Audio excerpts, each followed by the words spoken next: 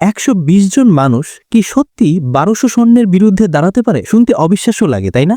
কিন্তু ইতিহাসে এমনই একটা যুদ্ধ আছে যেখানে বেঁচে ফেরা ছিল অলৌকিক, আর মরাটাও ছিল গর্বে। বরফের মতো ঠান্ডা বাতাস, শ্বাস নিলে মনে হয় বুক জমে যাচ্ছে। কিন্তু সেই অবস্থাতেও যে 120 জন মানুষ পিছিয়ে যায়নি, আজকের গল্প সেই সব বীরদের। মুভি রিভিউ 120 বাহাদুর। 1962 সালের ভারত-চীন যুদ্ধের সবচেয়ে ভয়ঙ্কর, সবচেয়ে অসম লড়াই ঘটে লাদাখের বরফ ঠাসা রেজাংলাতে। এই জায়গাটি শুধু একটা যুদ্ধক্ষেত্র না, এটা বীরত্ব, আত্মত্যাগ আর অসম্ভবকে সম্ভব বানানোর প্রতীক। এই সিনেমায় সেই সত্যিকারের গল্পটাই তুলে ধরা হয়েছে। নেতৃত্বে ছিলেন মেজর শয়তান সিং ভাটি, যার চরিত্রে অভিনয় করেছেন ফারহান আক্তার। যুদ্ধের প্রেক্ষাপট: রেজাংলা পাহাড়ে অক্সিজেন এত কম যে মানুষের স্বাভাবিক শ্বাস নেওয়াই কঠিন। তার উপর ছিল 0 তাপমাত্রার নিচে নেমে যাওয়া বরফ ঢাকা রাত।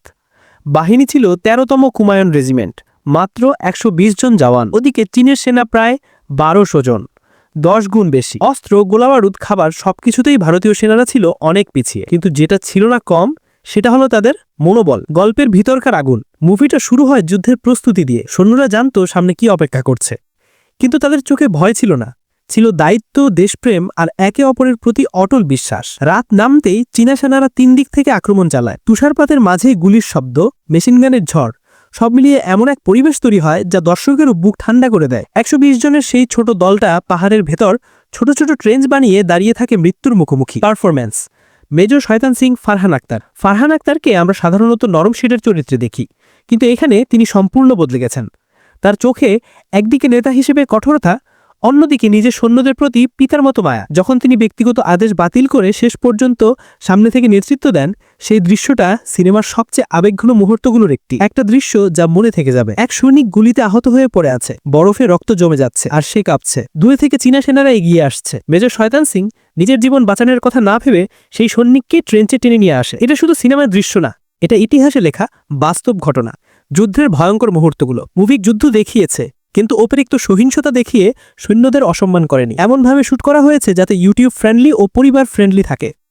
তুষারঝড়ের মাঝে যখন ভারতীয় সৈনিকরা একে একে পড়ে যায়, সেই দৃশ্যগুলো আবেগে ভরপুর, কিন্তু কখনো অশ্লীল বা অতিরিক্ত গ্রাফিক হয় না। জয় পরাজয়ের বাইরে মুভিটা দেখায় সম্মান, ত্যাগ আর অটল কর্তব্যবোধ।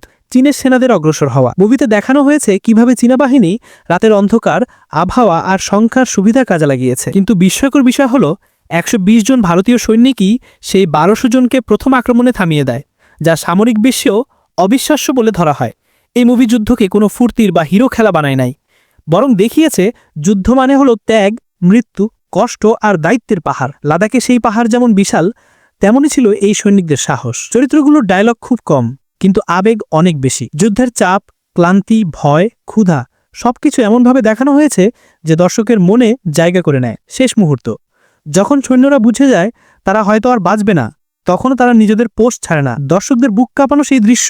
এক সৈনিক বলে, পজিশন ছাড়লে যা লজ্জিত হবে। এই লাইনটাই পুরো সিনেমার আত্মা।